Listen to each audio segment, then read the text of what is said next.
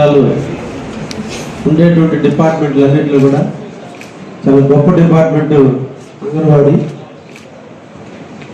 గర్భవతులు మొదలుకొని బాలింతల వరకు పిల్లలు 72 నెలల పాటు ఎదిగేంత వరకు కూడా అంగన్వాడీకి సంరక్షణలో పెరిగితే, పౌష్టికాహారం కరెక్ట్గా ఉంటే, న్యూట్రిషన్ ఫుడ్ కరెక్ట్గా ఉంటే, పుట్టే బిడ్డ ఆరోగ్యవంతుడైతే భారతదేశానికి ఒక ఆరోగ్యవంతుడిని అందించేందుకు బాగుంటుందని, అదేవిధంగా తల్లి ఆరోగ్యంగా ఉంటే పిల్లలకి మంచి పౌష్టికాహారం అందిస్తుందనే ఉద్దేశంతో ప్రపంచవ్యాప్తంగా యునెస్కోలో ఐక్యరాజ్య సమితి నుంచి పుట్టుకొచ్చింది అంగన్వాడీ కేంద్రాలు.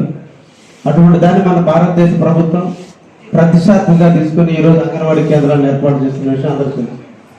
ఈ సందర్భంగా నేను కోరుకునేది ఏంటంటే, అంగన్వాడీ కేంద్రం ద్వారా మనం రోజు పిల్లలకి బాలామృతం కానీ తల్లులు కానీ ఇచ్చేటువంటిది డిస్ప్లే బోర్డులు పెడితే అంగన్వాడీ కేంద్రాలు దగ్గర ఇంకా కూడా గ్రామంలో అందరికి కూడా అవేర్నెస్ వస్తుంది. దీనివల్ల అందరూ దాన్ని చూసుకొని దీని యొక్క ఇంపార్టెన్స్ ఏంటంటే, హ్యూమన్ బీయింగ్ సైకాలజీ,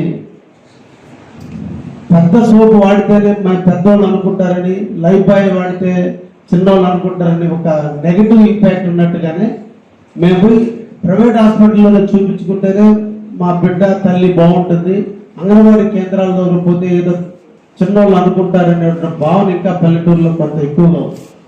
ఇది అవేర్నెస్ తీసుకురావాల్సిన అవసరం అంగన్వాడీ కేంద్రాల మీద ఉంది. ఎక్కువ మంది ఇప్పుడు కూడా బాలింతలు, అదేవిధంగా గర్భవతులు పిల్లలు ఉన్నప్పటికీ కూడా అంగన్వాడీ కేంద్రాల్లో సింగిల్ డిజిట్స్లోనే ఆగిపోతున్నారు.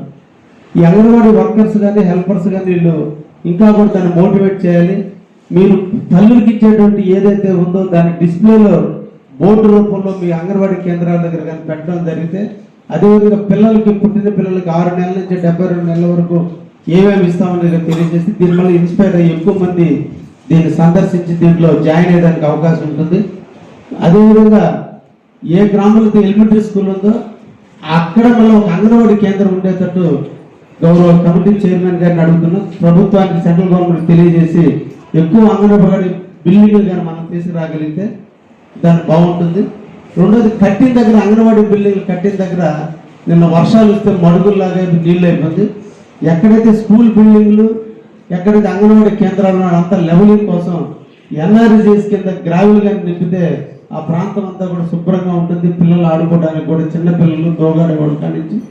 అందుకని అంగన్వాడీ కేంద్రాల దగ్గర కూడా గ్రావెల్ ఫిల్లింగ్కి ఎన్ఆర్జీఎస్ ద్వారా కొంచెం నిధులు డైవర్ట్ చేస్తే బాగుంటుందని నా అభిప్రాయం.